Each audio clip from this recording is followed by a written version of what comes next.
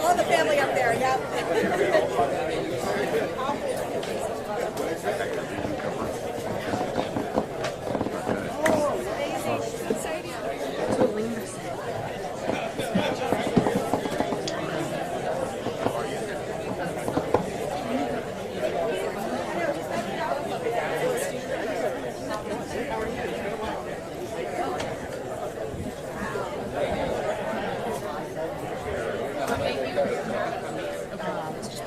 You just go deploy. Yes, got it. All right. Yeah, so right now.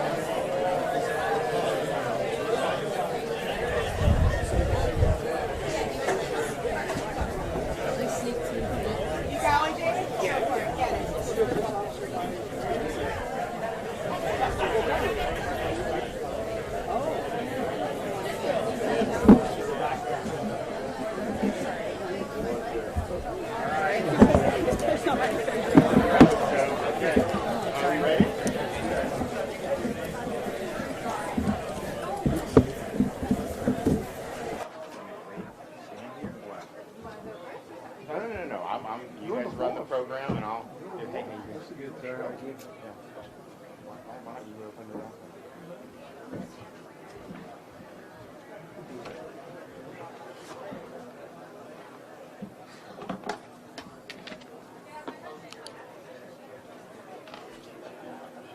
Good afternoon, everyone.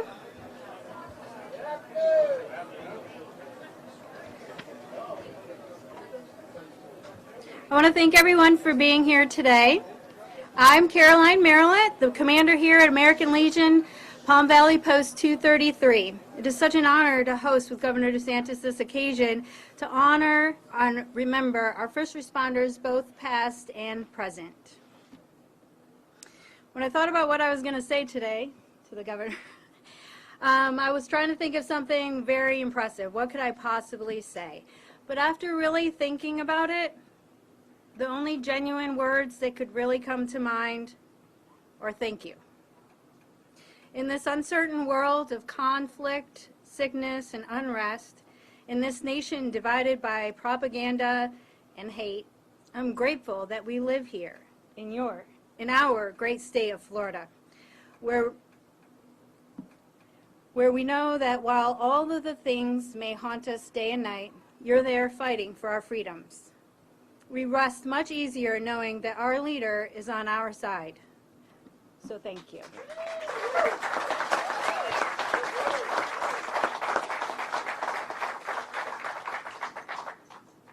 To all our first responders, my prayer is that as this entire nation remembers the horrific events of 9/11 20 years ago, as they are sitting around expressing gratitude for all that you do each day, that you feel the collective comfort of knowing that our nation, our communities, cannot be without you. Please carry on each day knowing that we are all grateful for you and your sacrifice. So this is our renewal year for our membership. So instead of mailing you your membership renewal, we will take advantage of this opportunity and personally deliver it to you. Okay. So this is for 2022, and the membership here also voted to make you an honorary life member, which means... Wonderful. Yay. That's great. Thank you. Thanks so much. Does that come with steak night on Friday? Steak night on Friday, on the house. That's great. Floor's mine? Floor is yours. Okay. Well, thank you. Thanks for the membership. I know, although when we were back in the day coming, you guys have made a lot of great improvements over the years, so good on you for that, and we're really honored to have the life membership as well. We're also thought it was appropriate to, as we come to the 20th anniversary of the terrorist attacks of September 11th, that we reflect on all the folks who have fought for us over the years in response to those attacks. Obviously, remember the lives that were lost on that day, and I think it's very, very appropriate to do so.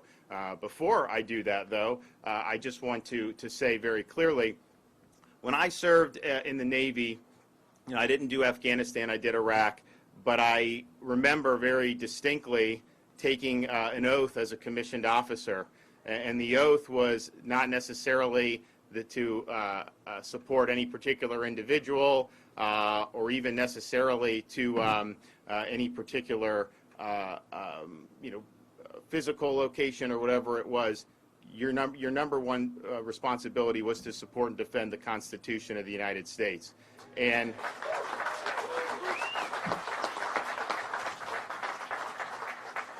so you take that oath very seriously. People have spilled blood in defense of the Constitution throughout our history. People have worked very hard in a variety of contexts to support and defend the Constitution of the United States. And so that oath that I took in the military, that many of you took when you served in the military, when you get elected to office like governor, you take the same oath to support the laws and Constitution of both the state of Florida and the United States. And when you do that, sometimes you're called upon to fight for it. And I think now is the time that we are going to do that. When you have a president like Biden issuing unconstitutional edicts against the American people, we have a responsibility to stand up for the Constitution and to fight back, and we are doing that in the state of Florida.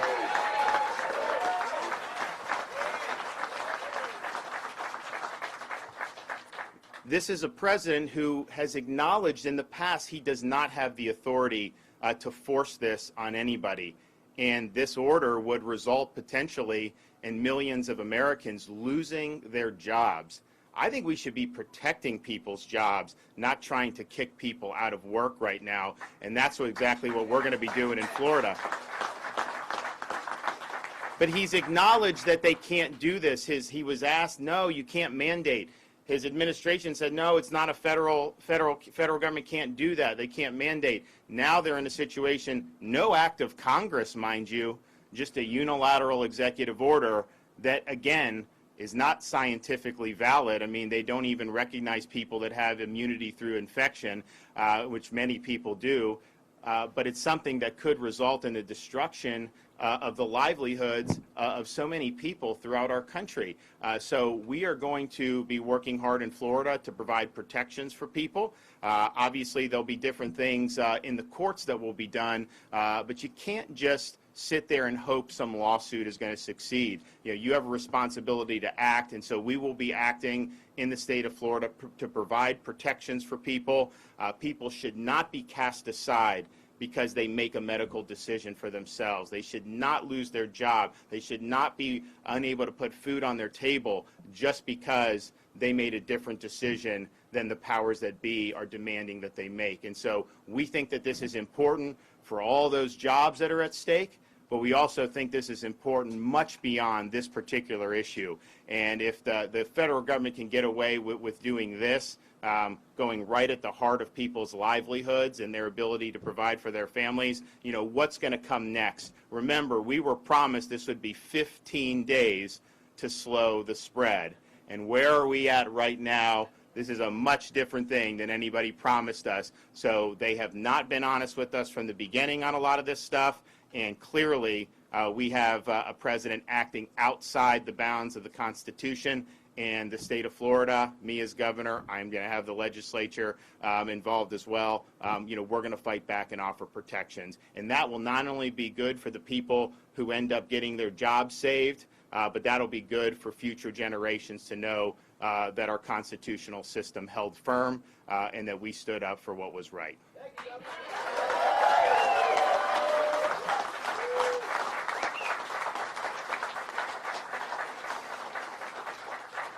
Now, as we look to the 20th anniversary of the 9/11 attacks, we do that with an even heavier heart than we have over the previous anniversaries in light of the service members that were tragically killed in Afghanistan very recently.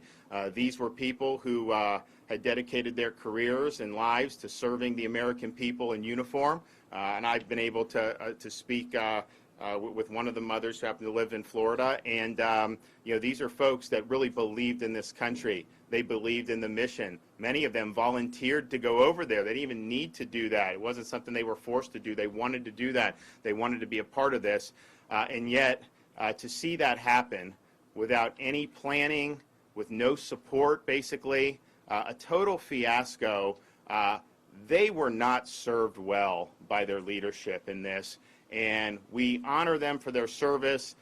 We thank them for being willing to put themselves out there. But we also, I think, as a community, are angry at what happened because it shouldn't have happened. And so as we go into tomorrow's anniversary, just understand there's families out there who have very, very raw and fresh wounds from this. And I can only imagine the Americans that have been left behind, what may be happening and what may happen over the coming days, weeks, and even months. And so keep those folks in mind when we're doing this, because I think that it was a real stain on our country to see what happened the way it was. When you wear the uniform, the services are all different. I mean, you know, the Navy guys that are here, we have a certain thing. Marines, obviously, different. Army. But every single one of those services has an ethos of leave nobody behind. and that was not honored with what was happening over the last many weeks. And so, and I don't know why it was done that way. I mean, people say that they wanted to have some type of 9/11 photo op, which obviously is not going to happen now, but it was not done right, and those folks were not supported the way they needed to be supported. And to see the Taliban with all our military equipment over there, I mean, you know, this is just humiliating for our country. So let's just understand there's a lot of people that are hurting, a lot of people that have been impacted by this very directly. And the fact of the matter is, you know, for most of the last couple years, I mean, we didn't suffer very many casualties in Afghanistan. And so this is something that has been brought to the forefront in a really devastating way. I think we all have our own remembrances of what happened on 9/11. It was something that, you know, our country after the Cold War had a pretty good run in terms of what was happening. We were the dominant superpower. There was not any major world conflicts. We had a relatively healthy economy for most of that. And I was a kid growing up. I grew up, you know, 80s and 90s. It's actually a great time to be in this country. And there was a lot of great stuff. 9/11 happened, and it totally changed not only our country but the world around us. And you know, I remember seeing what was going on. I instantaneously knew who was responsible for it, because who else would do something like that? And I think we all resolved, you know, these people are going to have hell to pay, and we are going to respond, and we are going to respond very quickly and very strongly. But if you remember that day, you see the planes go in, you see the smoke, you see people running out, you know, obviously very distraught. We didn't know immediately, and we found out over the coming days, all the number of people in uniform who were running into those buildings. And many of these people were doing that, climbing up all those stairs, trying to usher people to safety, knowing full well that they would likely never see the great blue skies again, because of what was happening, and the chance of them making it out alive was virtually zero at that point. And yet they went in and were able to save hundreds, if not thousands, of people just in those initial minutes and hours. And that's really, when you talk about people that are first responders, I mean, we see how some of these police officers have been treated around the country in the last couple of years. It's really been disgraceful. But anytime something happens, and 9/11 is obviously above anything that we deal with on a daily basis, but anytime something like that happens, it's the people in uniform that are always running towards the danger to be able to save everybody else. And they did that, and the number of people in the fire department, police, Port Authority in New York City who died saving others, you know, that's really what heroism is all about. And so in one of our worst days as a country, you know, to see so many of our fellow citizens mowed down by fanatical Islamists like that, in one of the worst days, we saw some of the best of what this country has to offer, with people who do stand on the wall and will go into the danger to be able to help other people. And I have no doubt, and we know now definitively, they saved a lot of lives that day, and they gave their own lives in order to save others. So let's thank and remember those first responders who responded immediately, mostly in New York, but of course in Washington as well. Let's also remember the folks who brought down the plane in Shanksville, Pennsylvania. You know, we have Todd Beamer's father lived in Florida for a long time. I think he still does. David, great guy. But they were in a situation where this plane was getting hijacked. They figured out what the modus operandi was, so they knew that this was not going to be something where they just touched it down, tried to get money or whatever. They knew that that plane was going to be used as a weapon to kill other people. And so they had to make the momentous decision to not let that happen, bring it down, knowing full well that that would mean 100% of their own demise. And yet they did it. And that was probably heading towards the Capitol building in Washington, D.C. that day. But wherever it would have ended up, clearly we would have had hundreds, if not thousands, of more people that would have been killed that day. And so their heroism to take matters into their own hands, to understand the stakes, and to be fearless, and to say, you know what? You know, these fanatics are not going to succeed on our watch. and so they were able to save a lot of people, so we thank them as well. We also just remember the families who lost people that day.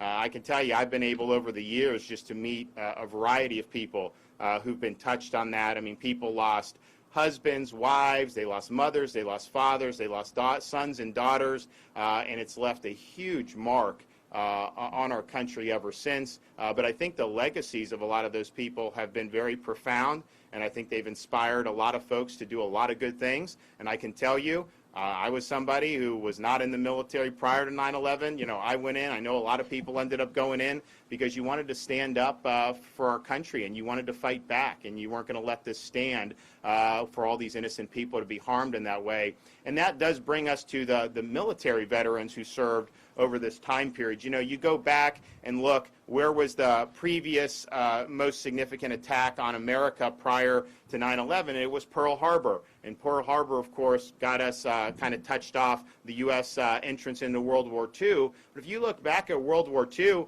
some of you may, we don't have as many World War II veterans as we used to. We may have a few at this post still. I hope so. But it was everyone in society was enlisted in that fight. Everyone got drafted. People were doing all this stuff. And it was really a society-wide effort. When the war on terrorism started after 9/11, you know, there was no military draft. You're talking about a very small segment of people who volunteered to wear the uniform, who had the burdens placed on them. So if you were to go to, say, like when I was in Iraq in 2007, 2008, you're serving alongside people who've been deployed in Iraq and Afghanistan almost continuously since 2001. People were on their third, fourth deployment.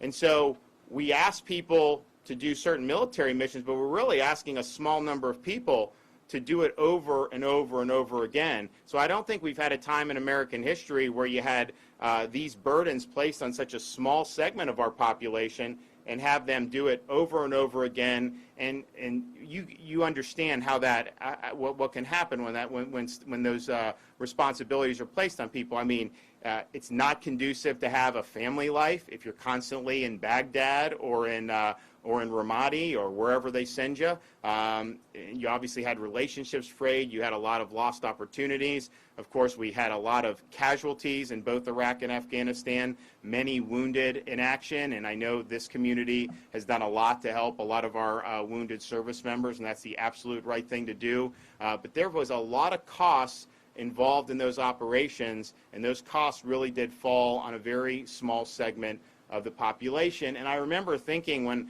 I was over in Iraq, we were there during the surge when Al-Qaeda in Iraq was ascendant and kind of turned the tide on that. And you know, it was something that was always front of mind in the military community. But you know, you go out to a lot of communities in America, there were a lot of people that didn't really know anybody that was in the military for a long time. I mean, and it was something that was, you almost wouldn't even know that it was going on unless you were really reading the news religiously. And so I just want to say thanks for folks for joining, for volunteering, and for doing that over and over again, understanding the burdens, understanding the risks to your physical safety, your lives, but also the emotional toll that it's taken. I think we've done a lot better in addressing some of the invisible wounds of war since the global war on terrorism compared to what we did previously.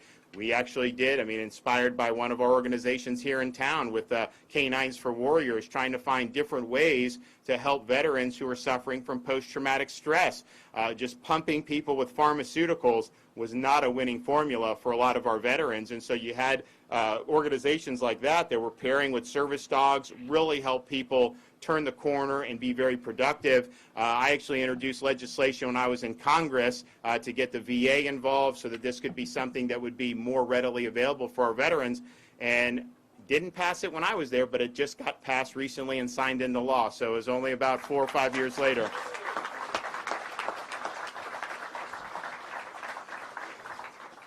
Also should recognize and say thank you to the family members of people who serve. I mean, the spouses, the kids. It takes an enormous toll on that life. And when you're a military spouse, you know, you're signing up for a lot, and it's not something that is always the most pleasant thing. And the realities of the situation are your spouse can get called at any time, and that's obviously very disruptive if you're trying to raise a family.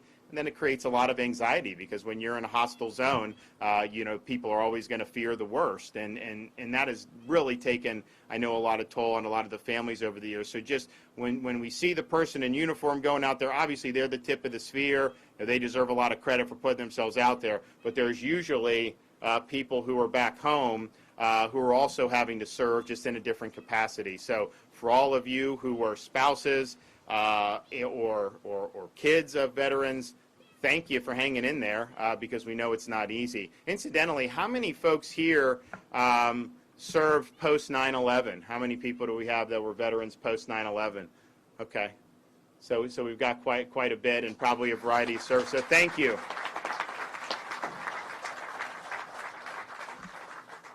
So thank you for your service, and I really do.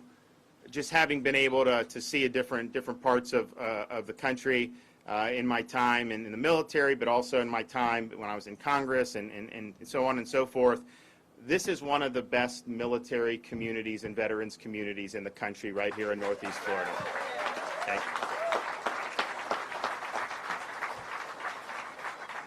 And it means a lot to folks. It means a lot to people, who served. And, I just remember anytime I'd be out in town here, if I ever, usually you don't, you kind of put in the uniform and you get in or whatever. But if I was ever out in uniform, everybody would come up and say thank you for your service. I mean, it was just automatic that would happen. We're fortunate in Florida. We are the most veteran-friendly and military-friendly state in the country. We're proud of that. And so we have Northeast Florida is a great community. The Panhandle has great communities. The Tampa area is great, and we have so many others. And so it's the type of thing where when you're in the military, and most of this is mostly probably Navy because we have so many Navy installations, but if you get assigned in Florida, you get that Florida residency, and you hold on to it. You don't let it go, even as you start going. And you know what? A lot of those folks come back when they're done with their service, and it's something that enriches our country or our state very much to have our veterans here, to have them involved in a whole host of other pursuits. And I can tell you, whenever I had an opportunity to hire anybody who had served, I knew that would be somebody that I could count on, and that'd be somebody that would really work hard and do everything for the right reason. So we're fortunate to live in a state that honors the military service, that honors our first responders. We did last year for the legislative session, we did $1,000 bonuses for all sworn law enforcement, EMT, and fire because they had done a lot for us. And we'll continue to do that because we know, and again, 9/11 is a once-in-a-generation type of event to respond to. But you even look in Florida, just recently we had the condominium collapse down in Surfside. Terrible, terrible tragedy. Immediately, our first responders were on site. They ushered a lot of people to safety. And then they searched on a very big, dangerous pile of rubble to try to find anybody that they could. And they did that for weeks. Really very difficult emotionally and physically work. So when you see those things that happen, you know that these are the folks that are going to be there for us. So tomorrow, as we reflect on this and as we look, just keep all those people in mind who've done so much for us, responding to 9/11 and the years since, but then all the people who may not have any connection to 9/11, but are wearing the uniform and putting themselves out there in order to defend the safety of their communities and ultimately to defend our Constitution, our freedoms, and our way of life. So God bless the men and women of this 9/11 generation. Thank you for what you've done. For all those who gave their lives in service, you're not forgotten. We remember, we thank you, and we know that this country is better because of you. Thank you all. God bless everybody.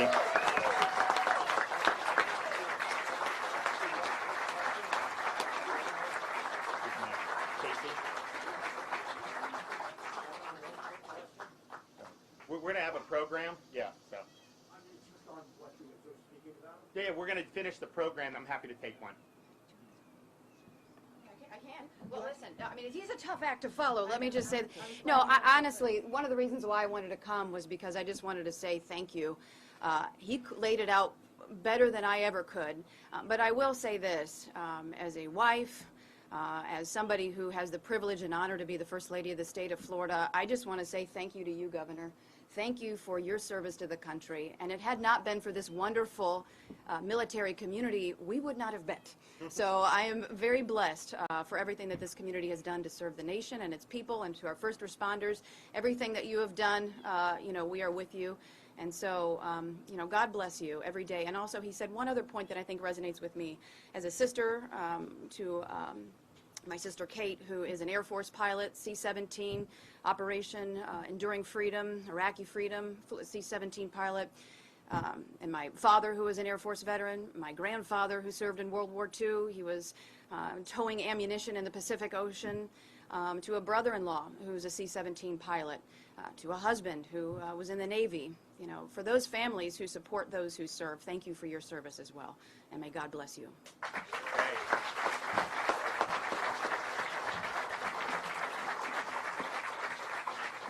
Thank you, First Lady.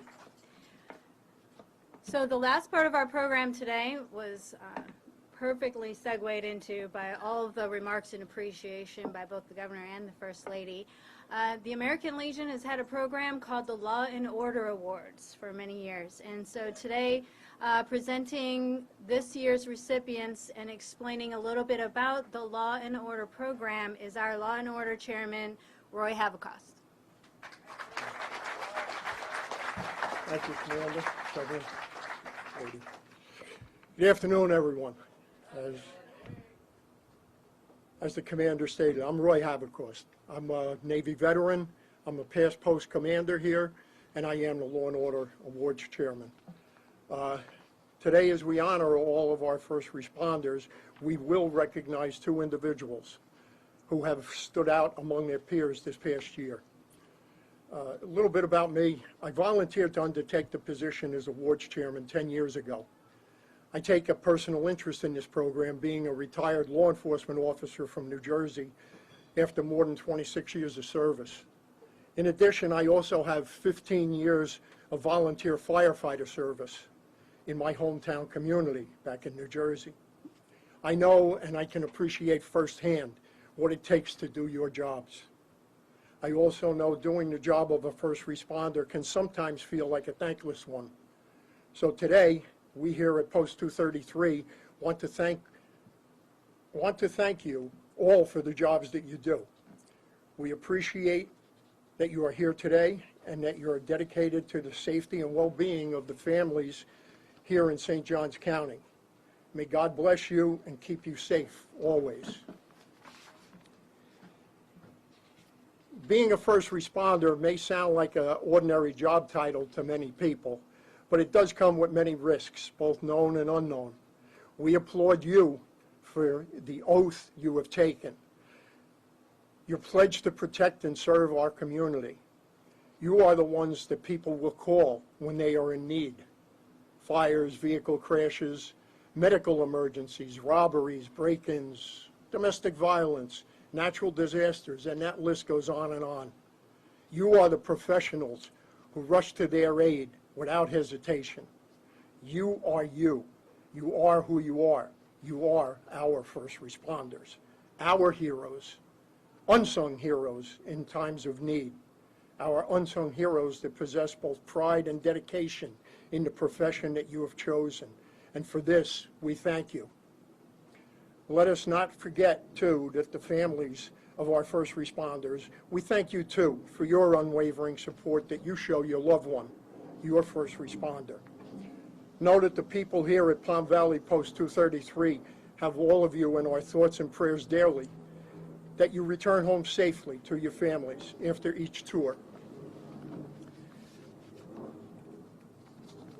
I just get a little personal here on this.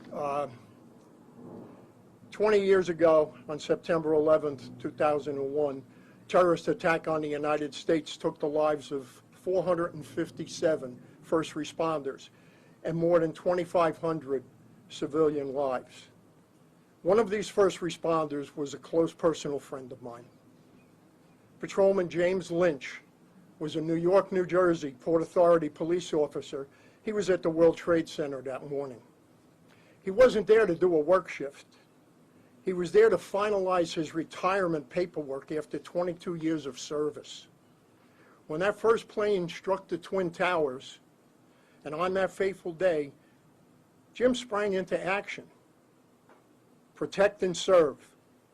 And he did, helping civilians to safety, continuing his efforts until the building collapsed around him and he perished along with countless others.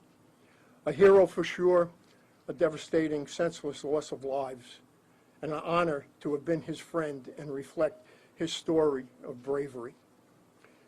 Patriot Day, September 11th, is appropriately named in honor of those who made that ultimate sacrifice that tragic day. You will never be forgotten. The American Legion Law and Order Award Ceremony recognizes all of the men and women who respond selflessly to ensure the safety of our communities, our first responders, our unsung heroes. The goal of the program is to select a well-rounded individual who has exceeded above and beyond the duty requirements expected of their positions and has shown a distinct pattern of community service coupled with professional achievement. Today's recipients were both nominated by their respective superiors, their commanding officers, and have received the endorsement of Fire Chief Jeffrey Privat and Sheriff Rob Hartwick, respectively, and that they have met the criteria that's been established by the American Legion and are eligible to receive these awards. So without any further ado, I would like Lieutenant Jason Burrell, St. Johns County Fire and Rescue, and Deputy Eric Morea of the St. John County Sheriff's Office to please step forward and accept your awards for Firefighter of the Year and Law Enforcement Officer of the Year.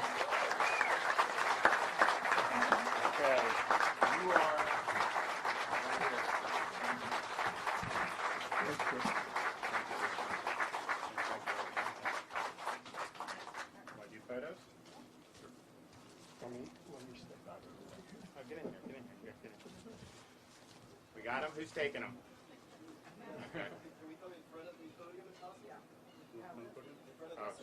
Stand right in front of this. Yeah.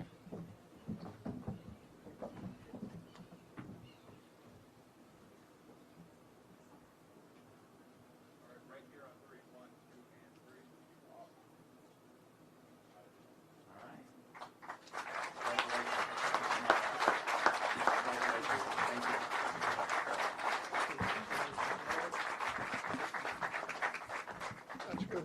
We good? Commander, however you want I to. told him I'd take a question. Go ahead, Oh, sir. okay. Governor, the president had a lot to say yesterday, and he didn't say your name, but obviously it was going to you.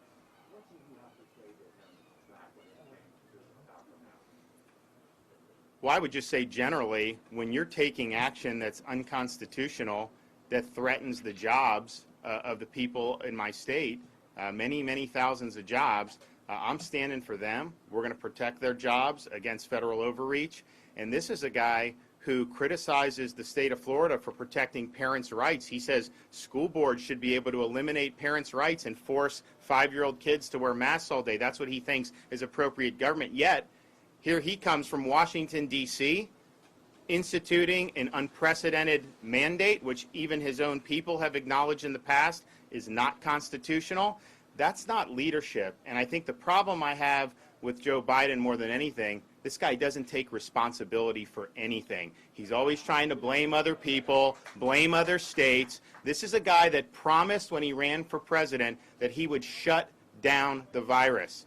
If you look now, there's 300% more cases in this country today than a year ago when we had no vaccines at all. So his policies are not working. He's doubling down on things that are going to be very destructive for the livelihoods of many, many Americans, and obviously going to be destructive to our constitutional system and the rule of law. And so these are times when, if you believe in that Constitution, you got to stand up. And obviously the substantive issue is important because there are places that are going to toss aside people who've worked, they've worked this whole time throughout COVID. Now all of a sudden, they should be tossed aside? They were working when nobody had vaccine. You don't know their history. You don't know why they're making decisions that they're making. Many of these people have already recovered, and they have immunity. The idea that somehow you have somebody that gets a Johnson & Johnson, they can work, but someone that's got natural immunity somehow can't, that natural immunity is strong. So it's not based on science, and you can say he's saying he's losing patience with people. You know, at the end of the day, we don't live with a one-person rule in this country. We live in a constitutional system which people's rights are respected, but particularly in this juncture, their livelihoods and their jobs have to be protected. I mean, just think about, you know, what this mandate would do. It's going to drive people out of work, out of hospitals, out of all this stuff where you have a need for people. So it's totally counterproductive, and I think it'll ultimately lose in court. But before that, you know, there needs to be action taken to protect the people of our state and hopefully of the entire United States. Nobody should lose their job based on this decision. All right.